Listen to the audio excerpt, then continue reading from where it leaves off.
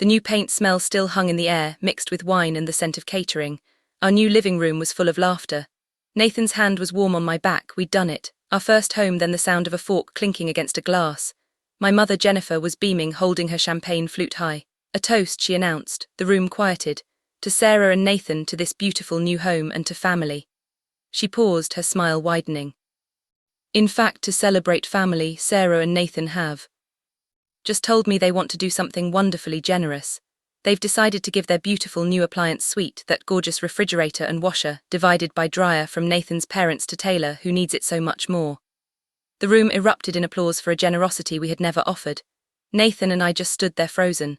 Have you ever been put in an impossible situation by your own family? Let me know your story down in the comments.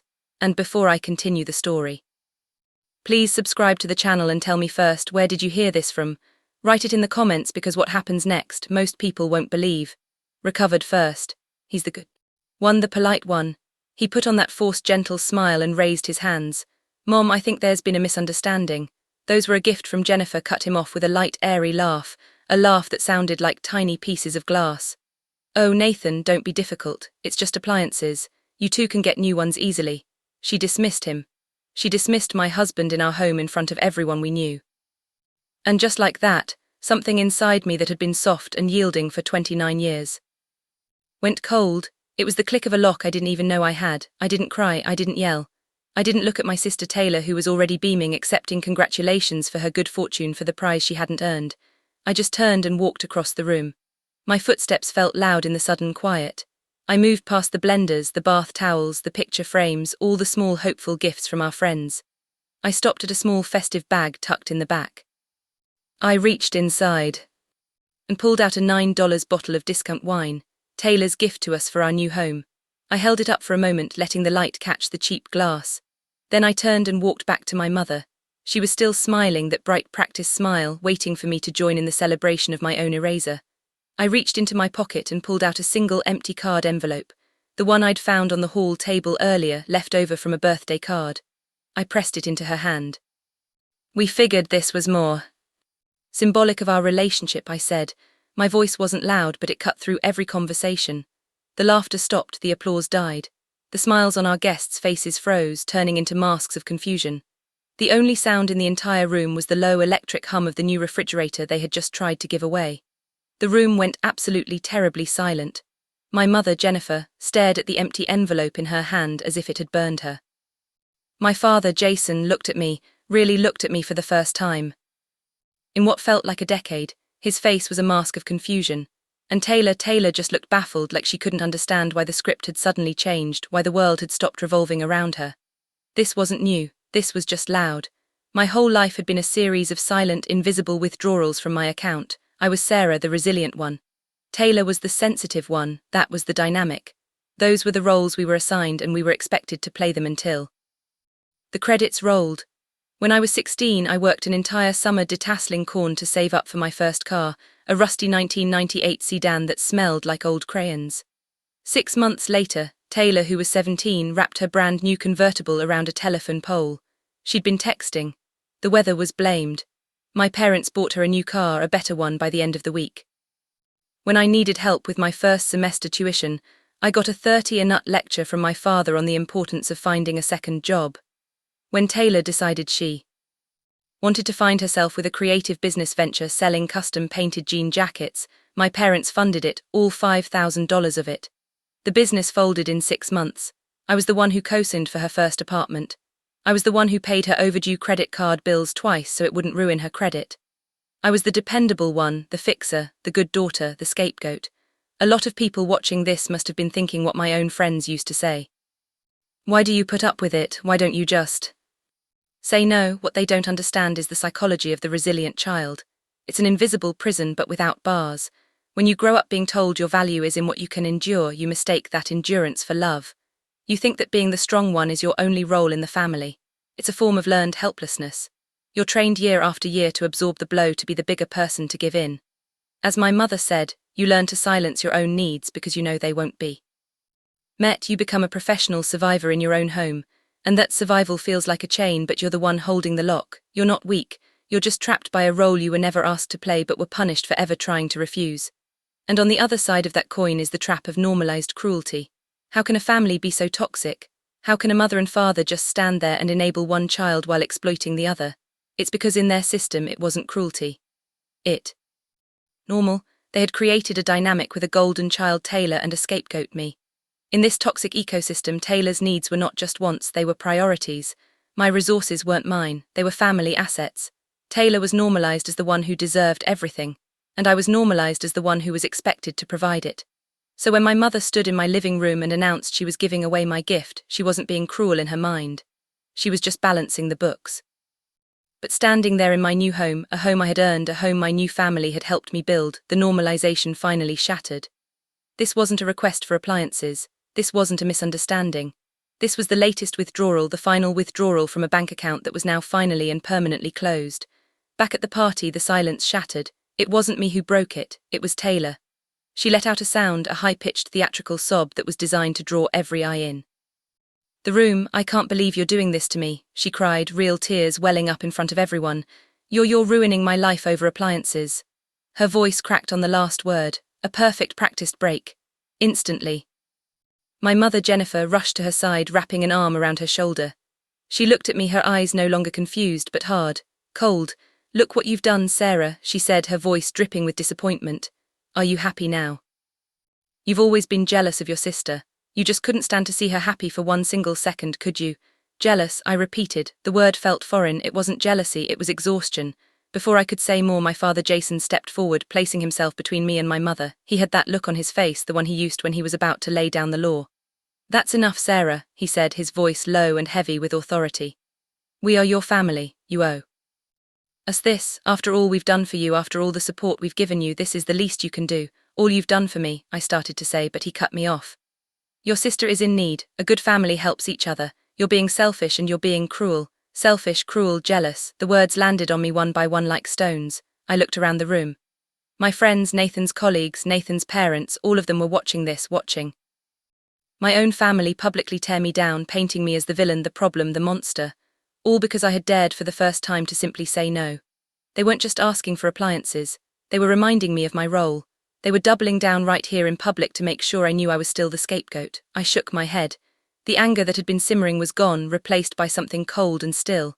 The exhaustion just washed over me. I was so tired. Tired of the accusations. Tired of the performance. Tired of being the villain in a story I never wrote.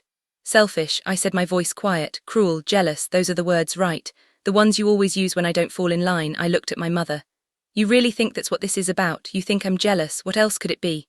Taylor shot back, folding her arms, regaining her confidence now that our parents had defended her. You just can't stand that I'm getting something for once. For once, I almost laughed. The word was so absurd, so completely detached from our entire shared history, it almost knocked the wind out of me. I held up my hand and the room, which had started to murmur, went quiet again.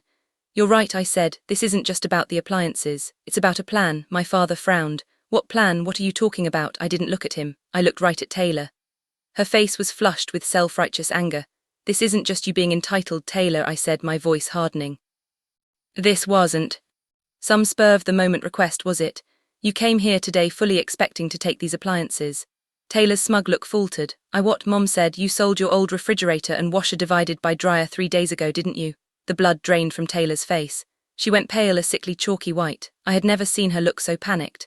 I don't know what she stammered, looking to our mother for help. Don't lie, I said, my voice cutting through her. Excuse, you posted them on Facebook Marketplace on Wednesday, sold as a set for $500 pickup only. You knew you'd be getting a free upgrade today. Taylor's face was a mask of pure panic. She looked at our mother Jennifer, her eyes wide, silently begging for a rescue, but my mother wasn't looking at her. She was staring at me, her expression frozen, caught somewhere between disbelief and fury. You're lying, my mother said, but her voice was thin.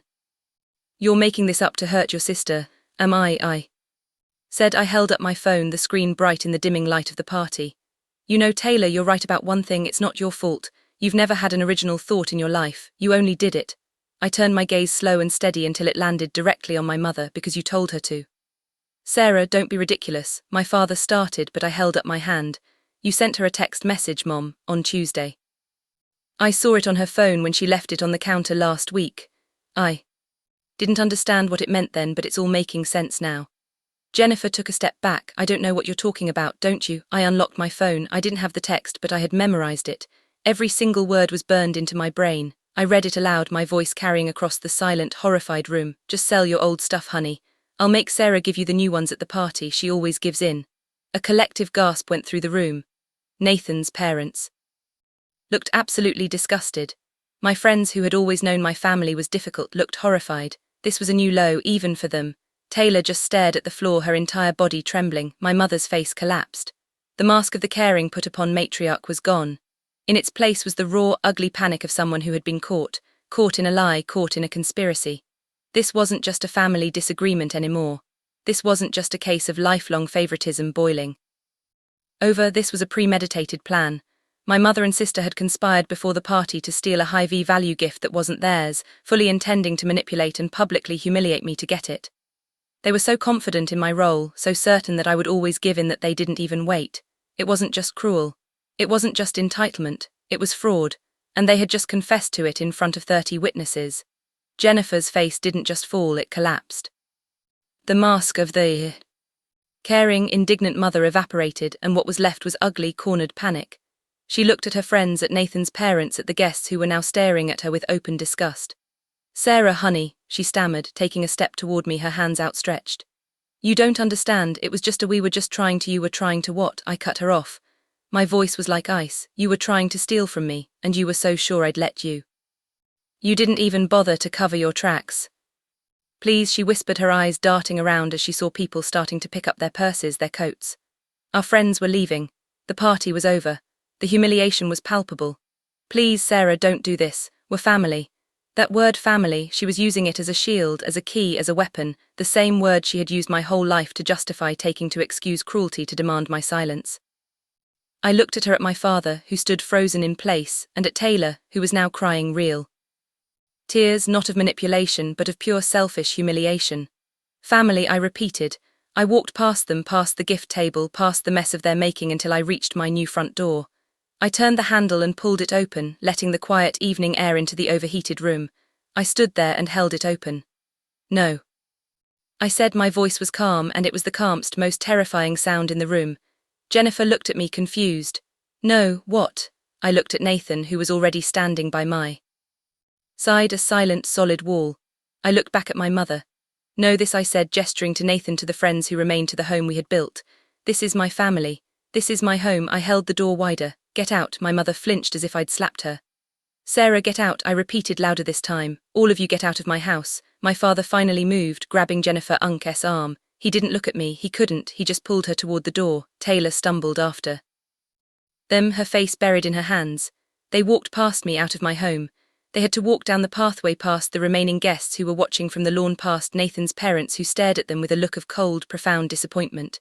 It was the longest walk of their lives. I watched them get into their cars, my mother, my father, my sister. I watched them drive away. And only when their tail lights had disappeared around the corner did I finally slowly close my own front door. The next morning the house was quiet, but it was a different kind of quiet. It wasn't the heavy, watchful silence of a family bracing for the next argument, it was peace. Nathan and I went to the hardware store. We bought 2 new deadbolts, heavy-duty ones. We spent an hour changing the locks on the front and back doors. It was a literal physical act of securing our new life. As I dropped the old lock, the one my mother had a key to, into a trash bag, I felt the last of the invisible chains fall away. It wasn't just about appliances anymore. It was about access, and I was revoking it permanently. The fallout, of course, was immediate. Taylor, true to form, tried to win the narrative. She launched a GoFundMe page, the title "Betrayed by Family and Robbed of a Home."